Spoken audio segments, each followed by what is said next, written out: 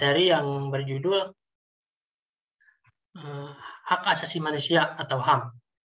Nah, saya di sini beranggotakan saya sendiri sebagai moderator, nama Muklis Budiman. Ada teman saya sebagai pemateri, ada Adam, Agus, Ahlis. Nah, baik untuk mengefektifkan waktu, kita mulai perkuliahan kali ini. Presentasi pada kali ini, yang pertama akan disampaikan oleh saya sendiri. Next. Nah, untuk mengetahui semua bagian-bagian HAM dan apa saja dasar hukumnya, pelanggarannya, alangkah baiknya kita harus memahami terlebih dahulu apa itu HAM. HAM atau Hak Asasi Manusia, dalam bahasa Inggris Human Right, dalam bahasa Perancis Droit de l'homme. Jadi asasi manusia adalah konsep hukum normatif yang menyatakan bahwa manusia memiliki hak melekat pada dirinya karena ia adalah seorang manusia. Hak asasi manusia berlaku kapanpun, dimanapun, dan kepada siapapun, sehingga sifatnya universal.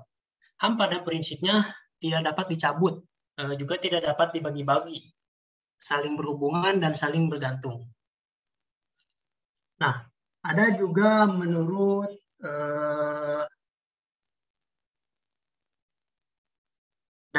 dasar hukum Undang-Undang 1945 yang menjelaskan secara tegas bahwa negara Indonesia berdasarkan atas hukum, tidak berdasarkan atas kekuasaan belaka. Hal itu berarti bahwa Republik Indonesia ialah negara hukum yang berdasarkan Pancasila. Nah, ada menurut para ahli ya, menurut Mariam Budiarjo, hak asasi manusia adalah hak yang dibawa manusia sejak lahir ke dalam kehidupan masyarakat.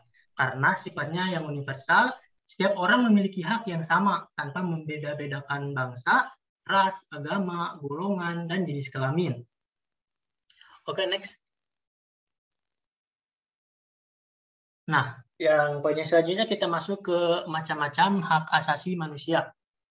Di sini ada hak asasi pribadi, hak asasi politik, hak asasi hukum, hak asasi ekonomi, budaya, dan peradilan. Kita bahas satu persatu. Nah, yang pertama ada hak asasi pribadi. Nah, hak asasi pribadi ini yaitu hak yang meliputi kebebasan menyatakan pendapat, kebebasan memeluk agama, kebebasan bergerak, kebebasan aktif di setiap organisasi ataupun perkumpulan dan lain sebagainya. Nah, untuk yang kedua ada hak asasi politik, yaitu hak ikut serta dalam pemerintahan, yaitu hak untuk dipilih, memilih dalam satu pemilu, dan hak untuk mendirikan parpol dan sebagainya. Yang ketiga ada hak asasi hukum. Hak asasi hukum adalah hak untuk mendapat perlakuan yang sama di mata hukum dan pemerintahan. Nah, misalnya dengan hak mendapatkan perlakuan yang sama dalam hukum dan pemerintahan itu hak untuk menjadi pegawai negeri sipil atau PNS, hak mendapat layanan yang perlindungan hukum. Yang keempat ada hak ekonomi. Artinya semua orang memiliki hak kebebasan melakukan kegiatan-kegiatan ekonomi bagi masyarakat tanpa adanya sebuah gangguan, seperti untuk memiliki, membeli dan menjual, serta memanfaatkan sesuatu. Juga hak kebebasan untuk menyelenggarakan sewa-menyewa, utang piutang, dan lain sebagainya. Yang selanjutnya ada hak asasi sosial budaya. Artinya, setiap individu berhak menjalankan kehidupan sosial dengan aman dan nyaman, serta hak untuk melestarikan dan mengembangkan budayanya. Nah, hak asasi sosial budaya ini adalah hak menyangkut dalam masyarakat, yaitu untuk memilih pendidikan, hak untuk mengembangkan kebudayaan, dan sebagainya. Yang terakhir, ada hak asasi peradilan. Hak asasi peradilan yaitu hak untuk mendapatkan perlakuan tata cara peradilan dan perlindungan. Hak mendapat pembelaan di pengadilan itu tanpa membeda-bedakan. Karena di mata hukum kita sama, mau itu pejabat ataupun rakyat biasa, di mata hukum kita wajib mendapatkan perlindungan yang sama tanpa membeda-bedakannya. Nah, untuk poin yang selanjutnya akan dipaparkan oleh pemateri yang selanjutnya, yaitu Adam. Kepadanya dipersilakan. Mohon maaf Pak, tadi WP-nya mati Pak. Ini baru masuk lagi. Oh iya, silakan lanjut. Ini masih share screen nggak Pak? Masih ada nggak Pak? Masih, tapi tolong bisa dipulkan nggak ininya, Masih PowerPoint-nya? ada? Masih bisa, masih ada, tapi saya minta dipulkan ininya gambarnya. Jadi klik nih, full ininya. Masih ada ininya gambar mah. Ini masih ada Pak PPT-nya? Masih Mohon ada, maaf. tapi saya minta dipulkan gambarnya gitu. Oh. Ini diklik yang kayak gambar gelas ini nih.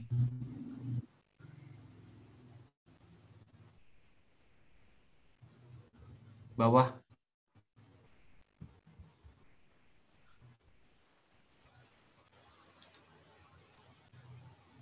Ada Pak? Ada.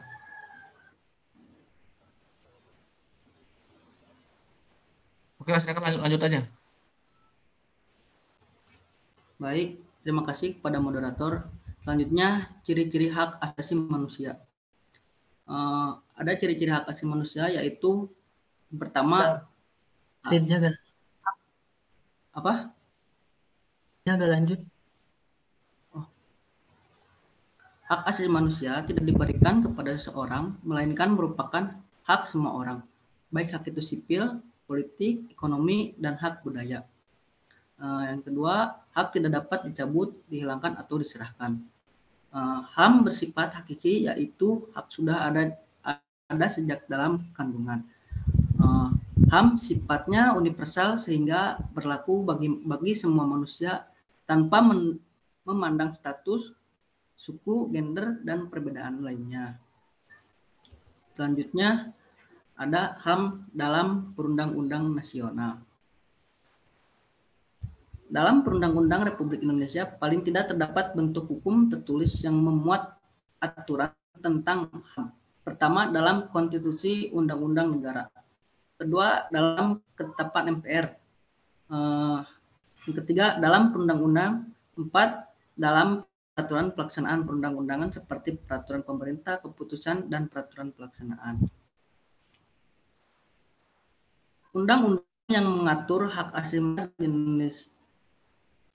manusia di Indonesia, yang pertama ada pasal 28 mengatur tentang hak hidup. Yang kedua, pasal 28B mengatur tentang hak berkeluarga. Yang ketiga, pasal 28C mengatur tentang hak memperoleh pendidikan.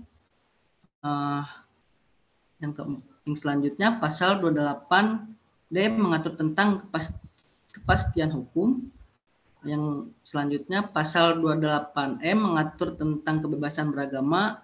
Slide-nya keluar lagi, coba masukin lagi. Masukin lagi, Pak. Ya, nggak kelihatan sekarang.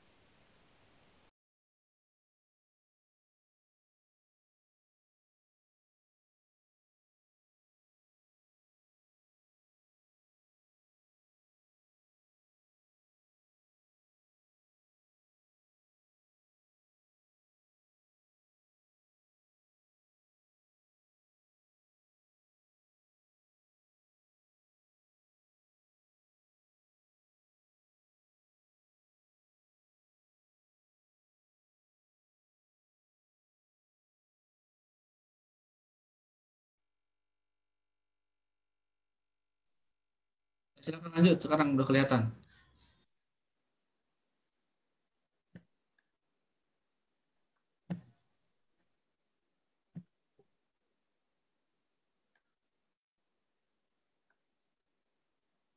Lanjut.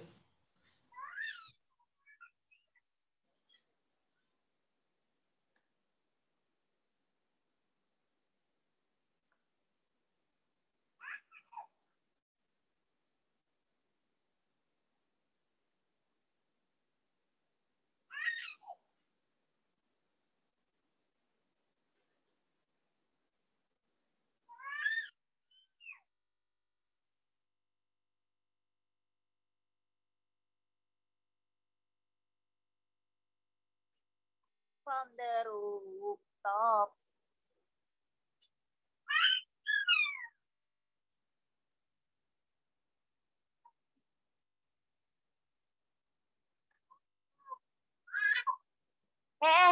Naon eta?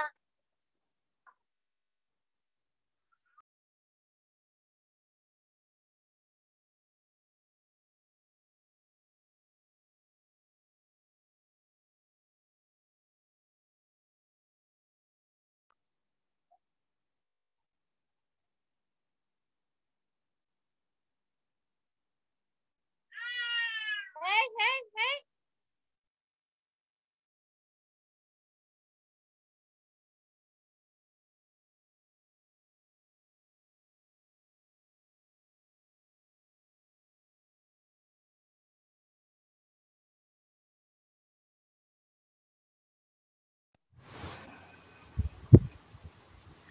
Mohon maaf Pak, kendala jaringannya. Ya udah, tenang aja, coba lanjutin. Share lagi.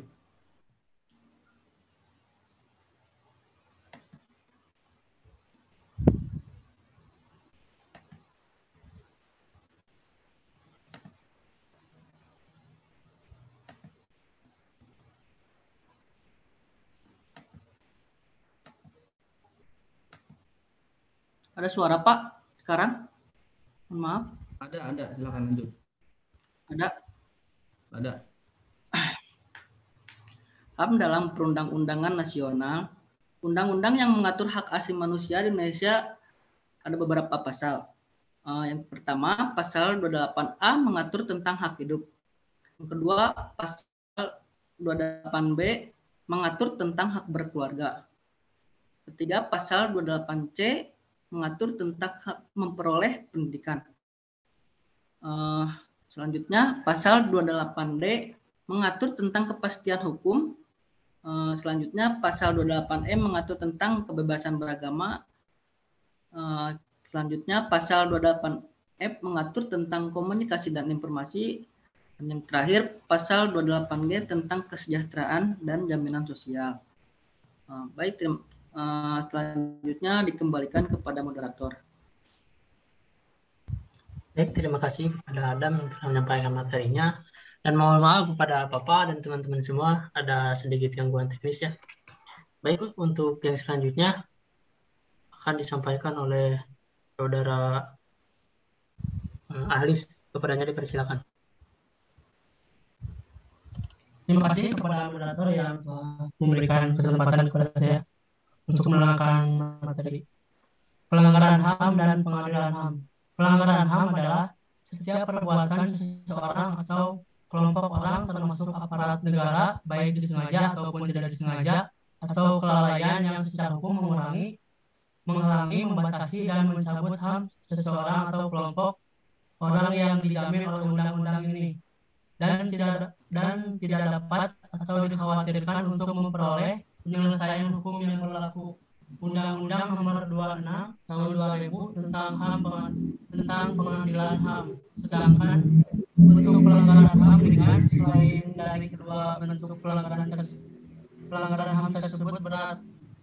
Selanjutnya.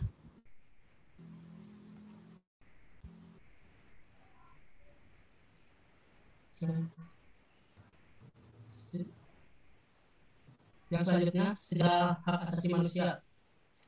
Hak asasi manusia merupakan problematika yang mengurgensial dan universal. Perjuangan mengenai penegakan HAM sudah terjadi sejak beribu-ribu tahun yang lalu menghapuskan sistem perbudakan kaum Yahudi di Mesir pada zaman Nabi Musa alaihissalam berkembang perkembangan HAM di dunia, di antaranya Magna Carta tahun 1215 pada abad 12. Inggris John Lecan bertindak sewenang-wenang terhadap rakyat. Perbuatan John Lecan terjadilah pemberontakan dari para bangsawan. Solusi konflik tersebut dikenal dengan Magna Carta yang berisi menghilangkan hak kekuasaan absolutisme raja. Menurut isi Magna Carta, raja beserta keturunannya berjanji menghormati kemerdekaan, hak, dan kebebasan gereja di Inggris. Raja berjanji akan memberikan hak-hak berikut kepada masyarakat. Pertama, hak-hak masyarakat mendapatkan penghormatan dari petugas pajak dan petugas keamanan. Artinya masyarakat tidak akan mendapatkan perilaku tidak adil tanpa bukti yang kuat. Dan selanjutnya, Petition of Right tahun 1628. Petition of Right merupakan sebuah tuntutan kepada Raja Charles I di hadapan parlemennya yang terdiri dari utusan rakyat, the House of Commons. Dokumen Petition of Right merupakan penuntutan pajak yang disertai persetujuan, artinya warga negara tidak boleh dipaksa menerima tentara di rumahnya. Yang selanjutnya, of Right tahun 1689.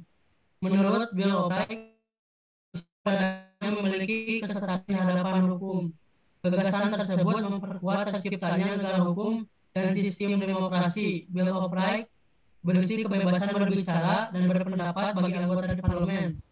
Anggota parlemen sebagai pemegang perizinan terkait pajak, undang-undang, dan pembentukan tentara. Kebebasan memeluk agama bagi semua warga dan keputusan raja dapat diubah oleh parlemen. Yang selanjutnya, Declaration of Independence. Istilah Human of Rights dalam Declaration of Independence menjadi puncak perjuangan hak asasi manusia. Declaration of Independence berisi tentang konsep melekatnya beberapa hak pada diri umat manusia secara resmi atas Tuhan Yang Maha Esa. Yang selanjutnya, Revolusi Prancis tahun 1789. Revolusi Prancis memiliki tujuan untuk membebaskan warga negara Prancis dari kekuasaan totaliter Raja Prancis yaitu Louis XVI. Revolusi Prancis berhasil meletakkan hak-hak asasi manusia dalam Declaration des droits de l'homme et du citoyen. Semboyan revolusi Prancis yang terkenal yaitu liberté, kemerdekaan, égalité, kesamaan, fraternité, kerukunan atau persaudaraan. Dan yang terakhir, Universal Declaration of Human Rights tahun 1948. Berbagai negara yang bergabung dalam PBB di Paris, Prancis, merumuskan tentang konsep HAM. Pada pasal 1 deklarasi ini, setiap individu yang dilahirkan memiliki harkat dan martabat yang sama. Mereka dikaruniai akal dan budi, bergaul satu sama lain, dan dalam persaudaraan. Terima kasih. Saya kembalikan lagi kepada moderator. Baik, terima kasih kepada pemateri yang telah menyampaikan materinya. Untuk poin yang selanjutnya akan disampaikan oleh pemateri Agus. Uranya dipersilakan. Baik, terima kasih kepada moderator yang telah memberikan kesempatan kepada saya untuk melanjutkan materi. Untuk selanjutnya adalah perkembangan hak asasi manusia di Indonesia.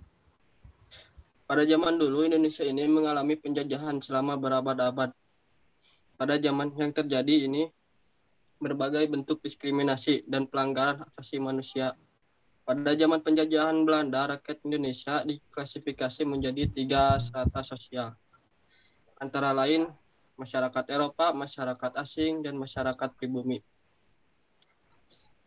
Klasifikasi sosial tersebut memiliki dampak yang sangat luas, adanya diskriminasi di berbagai aspek kehidupan.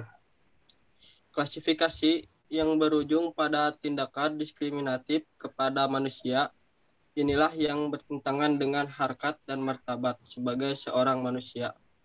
Kondisi tersebut mendorong bangsa Indonesia dari berbagai lapisan masyarakat untuk memperjuangkan hak-haknya sebagai seorang manusia. Upaya memperjuangkan hak asasi manusia ini dapat dilihat dari momentum-momentum yang terjadi, seperti Kebangkitan Nasional, Sumpah Pemuda, dan Proklamasi Kemerdekaan. Next.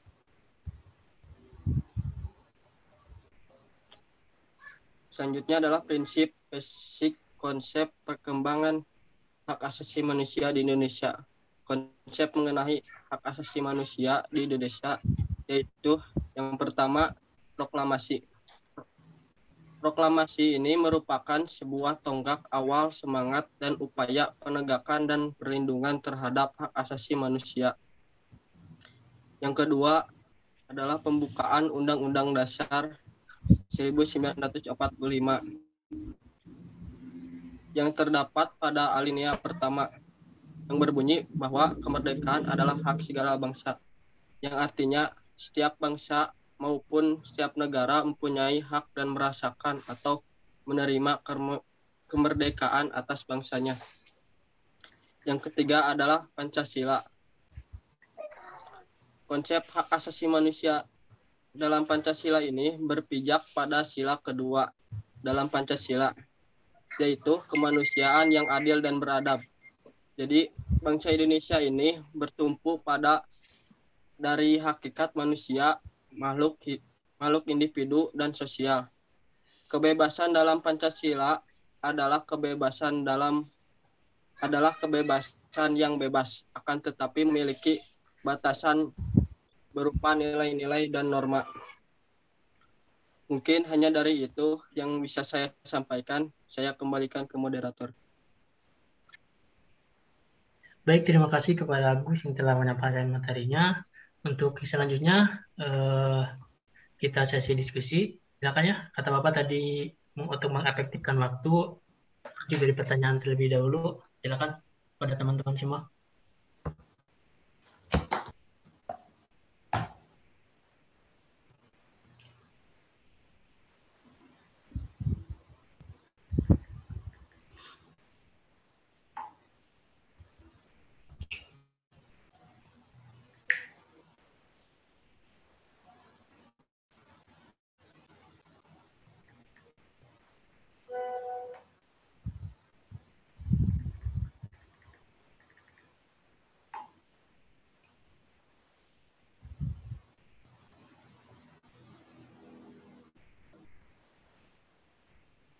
Mungkin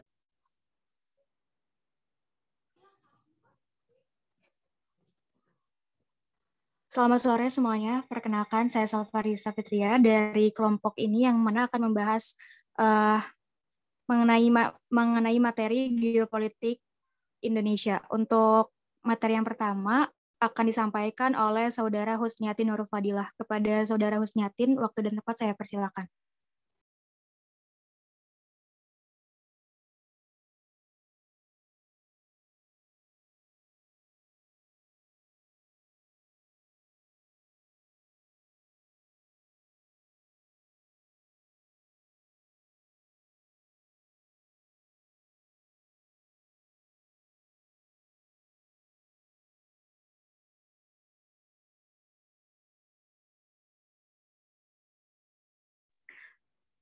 Baik, terima kasih kepada Salvarisa yang telah mempersilahkan saya untuk membacakan materi.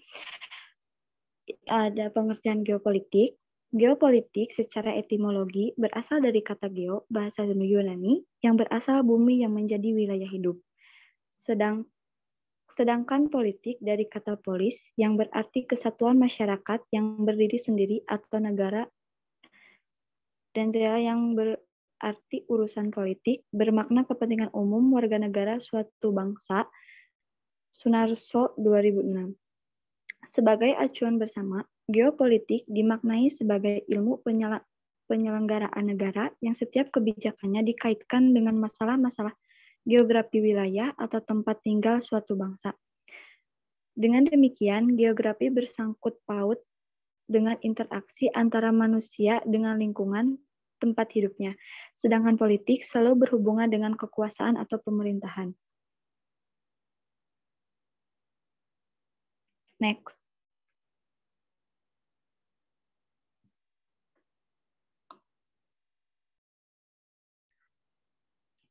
Perkembangan geopolitik di Indonesia.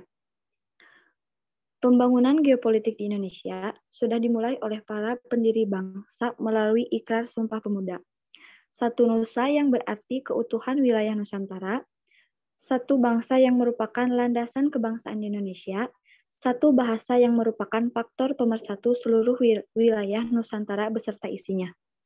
Rasa kebangsaan merupakan perekat persatuan dan kesatuan, baik dalam makna spirit maupun moral, sehingga membantu meniadakan adanya perbedaan fisik yang disebabkan adanya perbedaan letak geografi. Kondisi geografi suatu negara atau wilayah menjadi sangat penting dan menjadi pertimbangan pokok berbagai kebijakan, termasuk juga dalam merumuskan kebijakan keamanan nasional atau keamanan manusia. Cukup sekian dari saya kembalikan kepada moderator. Oke, baik. Terima kasih kepada Husni yang telah menyampaikan materi pertamanya tadi mengenai pengertian geopolitik dan juga perkembangan geopolitik di Indonesia sendiri ya.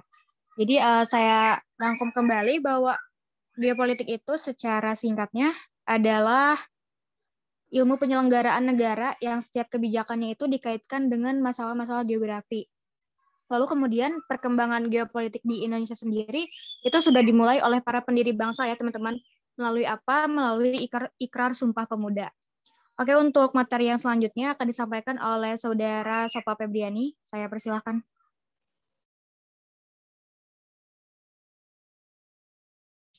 Baik, terima kasih kepada moderator yang telah memberikan kesempatannya. Untuk yang selanjutnya yaitu ada arti penting geopolitik bagi bangsa Indonesia. Geopolitik memiliki arti yang sangat dalam bagi bangsa Indonesia adalah untuk dapat mempertahankan negara dan berperan penting dalam pembinaan kerjasama dan penyelesaian konflik antar negara yang mungkin muncul dalam proses pencapaian tujuan. Bahwa kita sebagai masyarakat dan negara harus memiliki hubungan spiritual yang mendalam dengan lingkungan, tempat mereka hidup dan tinggal. Dengan inilah yang diartikan sebagai kesadaran geopolitik. Dengan kesadaran geopolitik seperti ini, sebuah masyarakat dan negara akan hidup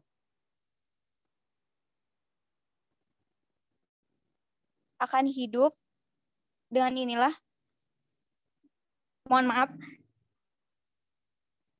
sebuah masyarakat negara akan hidup dalam harmoni erat dan lingkungannya, baik itu lingkungan sosial budaya, adat tradisi, maupun lingkungan geografis. Dengan inilah, negara memberi peluang bagi negara Indonesia untuk bekerja sama dengan negara lain yang memiliki kemajuan teknologi dan transportasi yang lebih maju dengan memanfaatkan sumber daya alam yang ada di wilayah Nusantara dengan memberikan profit bagi bangsa Indonesia.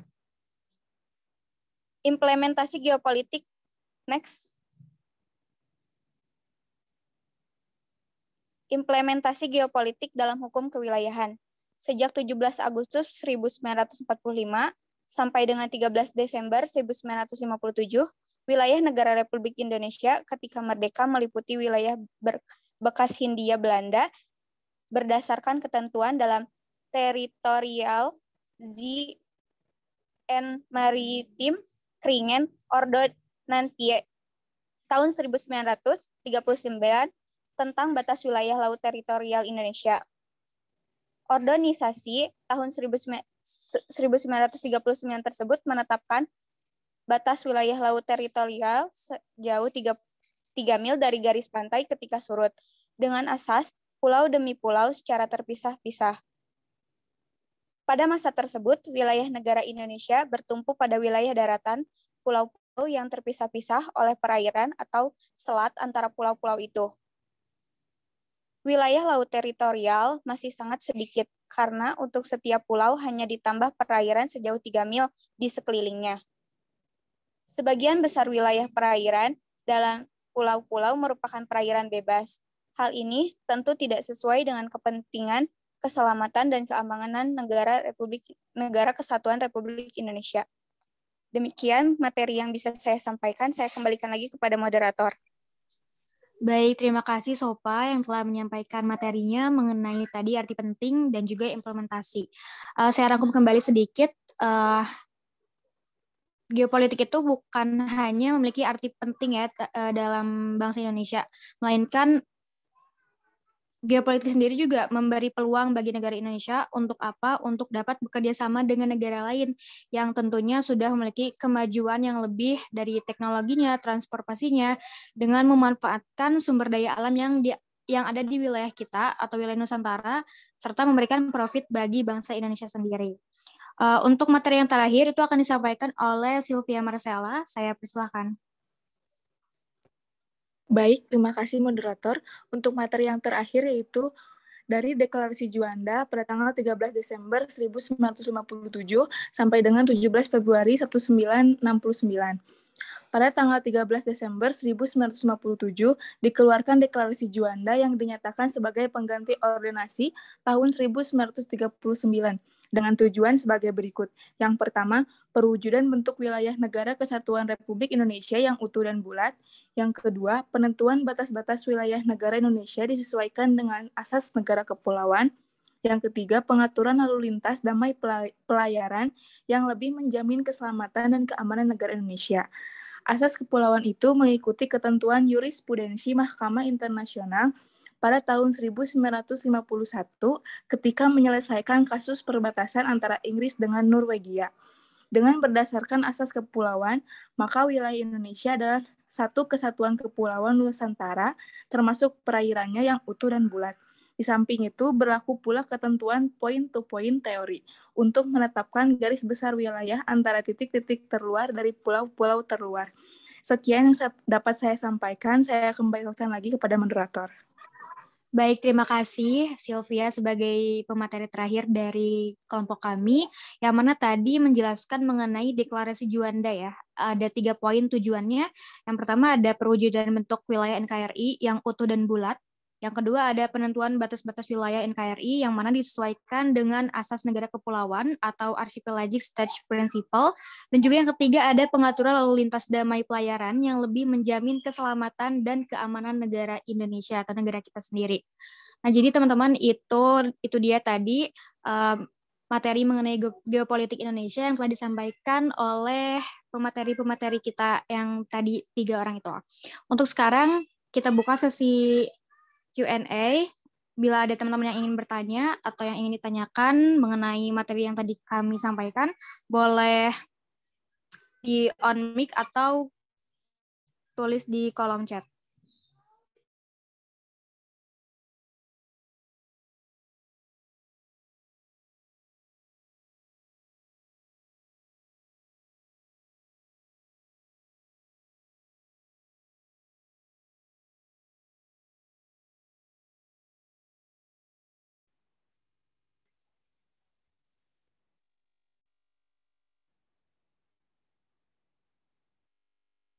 Perkenalkan, nama saya Yani Lestari. Di sini, saya dan rekan saya akan memaparkan materi tentang geostrategi Indonesia, yang mana materi pertama akan disampaikan oleh Anisha Rasida Sabhana. Kepadanya, saya persilahkan.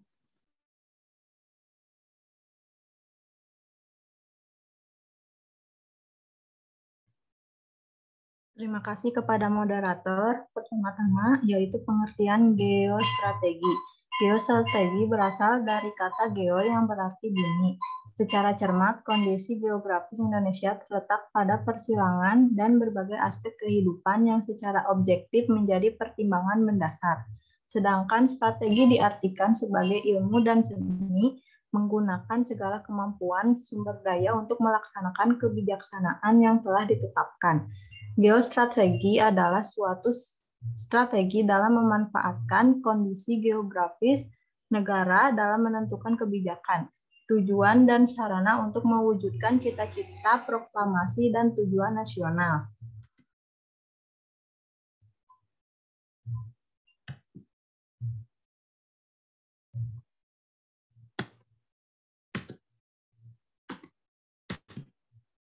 Kemudian ada tujuan dan fungsi geostrategi.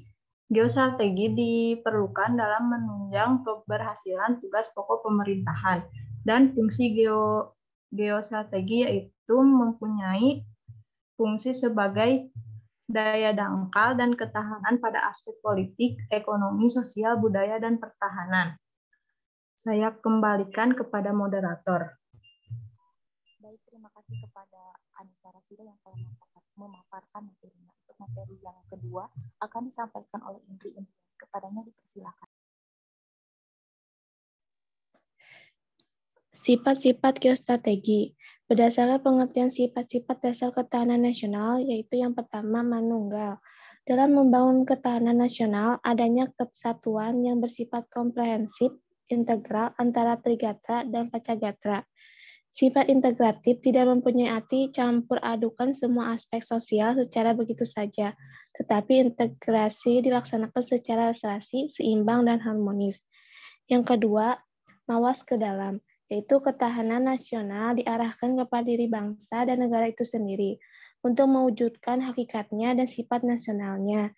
Yang ketiga, kewibawaan, yaitu ketahanan nasional sebagai pandangan yang bersifat integratif, mewujudkan suatu kewibawaan nasional serta memiliki deteren efek yang harus diperhitungkan pihak lain. Yang keempat, tidak membenarkan sikap adu kekuasaan dan adu kekuatan, yaitu konsepsi ketahanan nasional dapat dipandang sebagai suatu alternatif lain dari konsepsi yang mengutamakan penggunaan adu kekuasaan dan adu kekuatan yang masih dianut oleh negara-negara maju pada umumnya. Yang kelima, perubahan menurut waktu. Ketahanan nasional suatu bangsa pada hakikatnya tidak bersifat tetap, melainkan sangat dinamis. Ketahanan nasional dapat meningkatkan atau bahkan dapat juga menurun. Dan hal ini sangat tergantung kepada situasi dan kondisi. Yang keenam, percaya pada diri sendiri, yaitu ketahanan nasional dikembangkan dan ditingkatkan berdasarkan sikap mental percaya pada diri sendiri. Suatu bangsa yang merdeka dan berdaulat harus percaya dan yakin bahwa ia dapat mengurus dan mengatur rumah tangga sendiri dan tidak bergantung kepada bantuan luar. Andai kata diperlukan bantuan, maka hal tersebut bersifat komplementer. Yang ketujuh, tidak tergantung pada pihak lain, yaitu ketahanan nasional dibangun dan dikembangkan atas dasar kemampuan diri sendiri dengan memanfaatkan segenap aspek kehidupan nasional. Pengembangan kemampuan nasional dalam meningkatkan daya saing bangsa diupayakan untuk tidak tergantung pada pihak lain. Walau kebanyakan negara berkembang merupakan bekas daerah jajahan yang masih dipengaruhi mental kolonial dan rasa tergantung pada bekas penjajahan. Dan yang terakhir bersifat developmental atau pengembangan, yaitu pengembangan potensial kekuatan bangsa dalam ideologi, politik, ekonomi, sosial, budaya, HAM sehingga tercapai kesejahteraan rakyat. Next. Lalu konsep dasar geostrategi. Konsepsi adalah teori atau model yang merupakan pedoman dalam menciptakan ketahanan nasional melalui pembangunan seluruh aspek ketahanan nasional. Seluruh aspek yang dimaksud adalah meliputi trigatra atau 3 gatra, dan aspek pancagatra atau 5 gatra, yang keduanya dikenal dengan astagatra atau 8 gatra. Model-model yang ada dalam konsepsi ketahanan nasional meliputi yang pertama, konsepsi dasar ketahanan nasional model astagatra, merupakan perangkat hubungan bidang kehidupan manusia dan budaya yang berlangsung di atas bumi ini dengan memanfaatkan segala kekayaan alam yang dapat dicapai menggunakan kemampuannya. Model ini menyimpulkan adanya 8 unsur aspek kehidupan nasional, yaitu gatra letak dan kedudukan geografi, gatra keadaan dan kekayaan alam, gatra keadaan dan kemampuan penduduk, gatra ideologi, gatra politik, gatra ekonomi, gatra sosial budaya, gatra pertahanan keamanan. Lalu yang kedua, konsepsi dasar ketahanan nasional model Morgenthau. Morgenthau mengadakan observasi atas tata kehidupan nasional secara mikro, dilihat dari luar sehingga ketahanan masyarakat bangsa ditampilkan sebagai kekuatan. Model ini bersifat deskriptif kualitatif dengan jumlah gatra yang cukup banyak, menekankan pentingnya kekuatan nasional dibina dalam kaitannya dengan negara-negara lain. Model ini menganggap pentingnya perjuangan untuk mendapatkan power possession dalam suatu kawasan. Sebagai konsekuensinya, maka terdapat advokasi untuk memperoleh power possession sehingga muncul strategi ke arah balance power. Sekian, saya kembalikan kepada moderator. Ya, terima kasih kepada Indriani yang memaparkan materi kedua. Untuk materi selanjutnya akan dipaparkan oleh saya.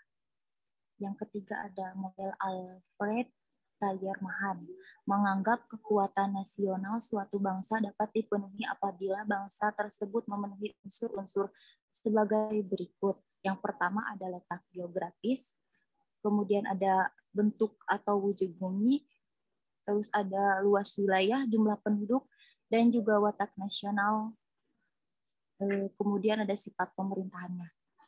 Mahan juga berpendapat bahwa ada 4 faktor yang membentuk kekuatan laut suatu negara, yaitu situasi geografi, kekayaan alam, konfigurasi wilayah negara, dan juga jumlah penduduk. Yang keempat ada model Klein. Model ini menyatakan bahwa negara akan muncul sebagai kekuatan besar apabila ia memiliki potensi geografi yang besar, atau negara secara fisik yang wilayahnya besar dan memiliki sumber daya manusia yang besar. Next slide. Nah, kemudian ada komponen strategi Astagatra. Ada dari Trigatra. Yang pertama itu aspek geografi. Yang kedua ada aspek sumber daya alam, kemudian ada keadaan dan kemampuan penduduknya atau demografi. Kemudian ada Pancagatra. Yang pertama ada ketahanan di bidang ideologi, di bidang politik, ekonomi, sosial, dan budaya, kemudian di bidang hankam. Untuk materi terakhir akan disampaikan oleh rekan saya. Kepadanya dipersilakan. Baik, terima kasih kepada moderator yang sudah ngasih saya waktu untuk menjelaskan materi. Di sini saya akan menjelaskan tentang hubungan komponen strategi Astagatra. Yang pertama ada gatra geografi. Sebentar.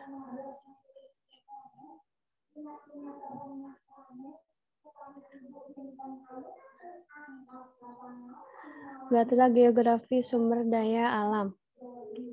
Hubungan gatra dengan sumber daya alam dapat menjadi sumber atau tempat bagi tumbuh dan berkembangnya potensi sumber kekayaan alam yang dapat memberi nilai tambah bagi kesejahteraan keseluruhan rakyat Indonesia.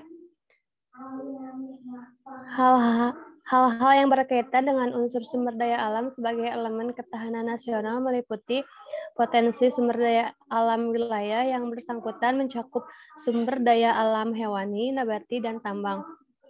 Yang kedua ada kemampuan mengeksplorasi sumber daya alam. Yang ketiga, pemanfaatan sumber daya dengan memperhitungkan masa depan dan lingkungan hidup. Yang keempat ada kontrol atas sumber daya alam. Yang kedua ada gatra geografi dan penduduk. Hubungannya adalah gatra geografi dapat menjadi sumber atau tempat bagi penduduk untuk memperoleh nilai tambah dalam meningkatkan taraf hidup, pendapatan per kapita, dan lingkungan hidup yang sehat bagi kesejahteraan seluruh rakyat Indonesia. Yang ketiga ada gatra kekayaan alam dan penduduk.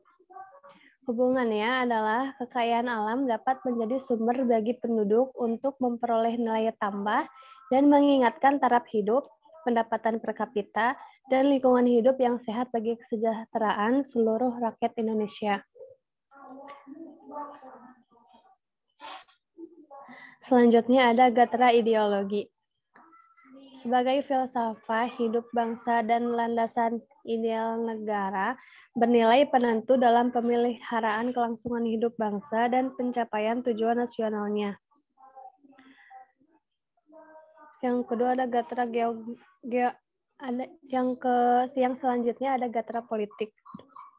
Tingkah laku seseorang dipengaruhi oleh bermacam-macam hal yang satu dengan yang lainnya saling berkaitan. Karena saling berkaitan, maka perubahan di salah satu aspek akan mempunyai pengaruh terhadap aspek lain. Suatu politik yang kacau memungkinkan terjadi pertikaian dan pemberontakan merupakan suatu kerawanan yang membahayakan ketahanan nasional. Selanjutnya ada gatra ekonomi. Ketahanan ekonomi berhubungan dengan ketahanan dalam bidang ideologi, politik, sosial budaya, dan pertahanan keamanan yang berfungsi sebagai penunjang. Sebaliknya, keadaan ekonomi stabil dan maju menunjang stabilitas dan peningkatan ketahanan di bidang lain. Bidang ekonomi berperan langsung dalam upaya pemberian dan distribusi kebutuhan warga negara. Yang selanjutnya ada gatra sosial dan budaya. Keadaan sosial yang serasi, stabil, dinamik, berbudaya dan berkepribadian hanya dapat berkembang di dalam suasana aman dan damai. Kemegahan sosial suatu bangsa biasanya mencerminkan tingkat kesejahteraan nasionalnya, baik fisik, materi, maupun mental kejiwaan.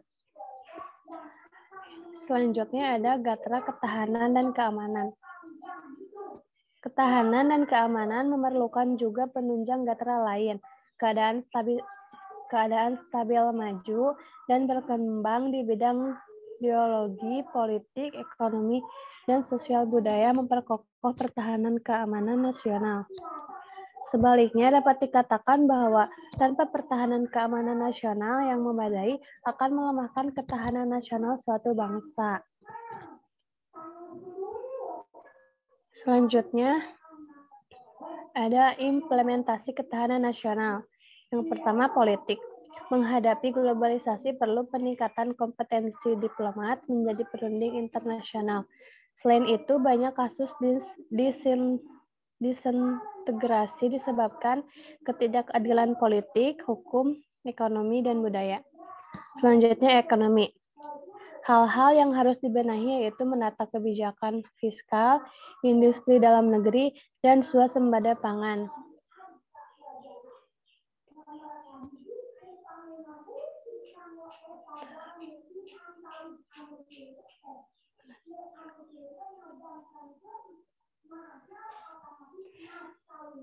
Selanjutnya ada sosial budaya, dibuat standarisasi pendidikan, kerukunan umat beragama, dan sistem jaminan sosial. Yang selanjutnya ada hukum. Profesionalitas aparat hukum, pemberantasan hukum, dan hak asasi manusia. Sekian dari saya kembalikan lagi kepada moderator.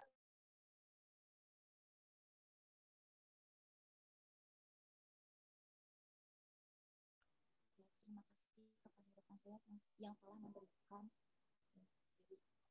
tentang strategi Indonesia. Untuk sesi selanjutnya, kita kasih tanya jawab kepada rekan-rekan. Apabila ada yang ingin ditanyakan, open mic atau tulis di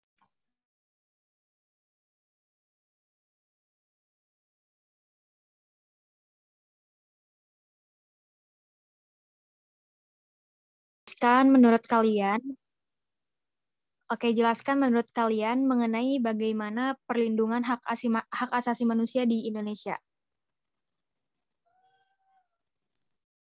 Oh, iya.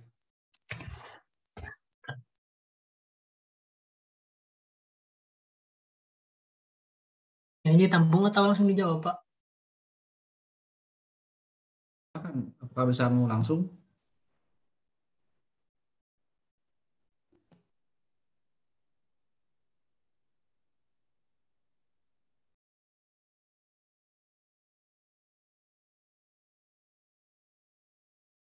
Ntar Pak diskusi dulu ke pemateri.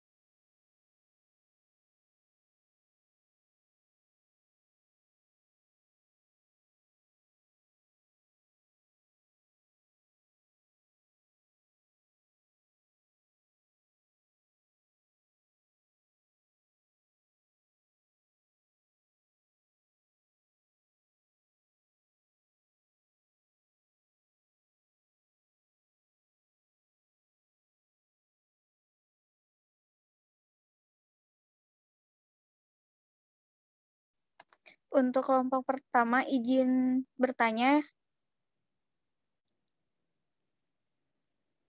Ya baik, silakan. Apakah hukuman mati yang ada di Indonesia bertentangan dengan hak asasi manusia? Tolong dijelaskan. Ya baik, kami tampung ya.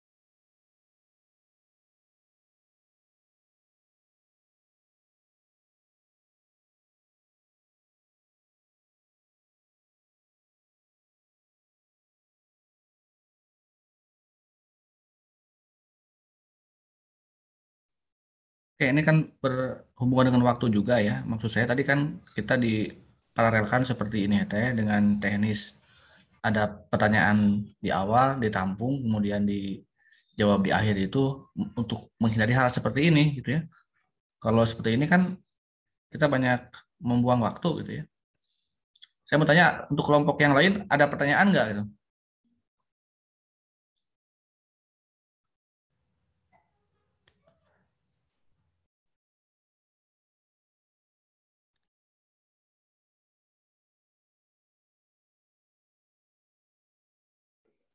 Tidak ada, Pak.